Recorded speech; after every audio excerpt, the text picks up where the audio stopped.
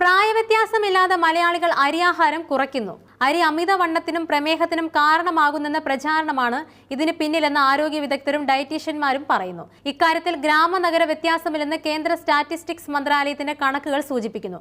ഗ്രാമങ്ങളിൽ ഒരാൾ പ്രതിമാസം ഉപയോഗിച്ചിരുന്ന അരിയുടെ അളവിൽ 10 വർഷത്തിനിടെ 1.5 മുതൽ 2 കിലോയുടെയും നഗരങ്ങളിൽ 1.5 കിലോയുടെയും കുറവുണ്ടായി. 15 വർഷത്തിനിടെ അരി വിൽപ്പന 60% കുറഞ്ഞതായി മില്ലുടമകൾ ചൂണ്ടിക്കാട്ടിയിരുന്നു. മട്ട അരിയിൽ നിറം ചേർക്കുന്നെന്ന പ്രചാരണവും അരിയോടുള്ള അകൽച്ചയ്ക്ക് കാരണമായി. 3 നേരം അരിയാഹാരം കഴിച്ചിരുന്ന ഏറെ പേരും ചില നേരങ്ങളിൽ ഗോതമ്പ്, റവ ആഹാരങ്ങളിലേക്ക് തിരിഞ്ഞു. നിരവധി പേർ ഇലവർഗ്ഗങ്ങളിലേക്കും ചെറുധാന്യങ്ങളിലേക്കും തിരിഞ്ഞു. യുവാക്കളിൽ ഒരു വിഭാഗം, യോഗ ചെയ്യുന്നവർ, 60-ന് മുകളിലുള്ളവർ, പ്രമേഹ രോഗികൾ എന്നീ വിഭാഗക്കാരാണ് ഇക്കാര്യത്തിൽ മുന്നിൽ. 2 വർഷത്തിനിടെ കൊച്ചിയിലെ ഇള ഗ്രീൻസ് എന്ന സ്ഥാപനം കൊച്ചിയിൽ മാത്രം വിറ്റത് 15 ടണ്ണിലേറെ ഇലവർഗ്ഗങ്ങളാണ്. കാലങ്ങൾ മാറുന്ന അനുസരിച്ച് ആളുകളുടെ ഭക്ഷണ രീതിയും മാറി. കേരളത്തിലെ തൊഴിൽ രീതികളിൽ മാറ്റം വന്നതോടെ നിരവധി പേർ ഒരു നേരത്തെ ഭക്ഷണമെങ്കിലും പുറത്തു നിന്നാക്കുകയും ഓൺലൈനിലൂടെ ഓർഡർ ചെയ്യുകയും ചെയ്യുന്നു. ഇത്തരക്കാർക്ക് ജങ്ക് ഫുഡിനോടും വറുത്തതും പൊരിച്ചതുമായ വിഭവങ്ങളോടും താല്പര്യം കൂടുകയും കൂടാതെ സാൻഡ്വിച്ച്, ബർഗർ, റോൾ വിഭവങ്ങൾ, കുഴിമന്തി, അൽഫാം, വിവിധതരം പൊരിച്ച വിഭവങ്ങൾ എന്നിവ നിത്യോപയോഗ വിഭവങ്ങളായി മാറുകയും ചെയ്തു.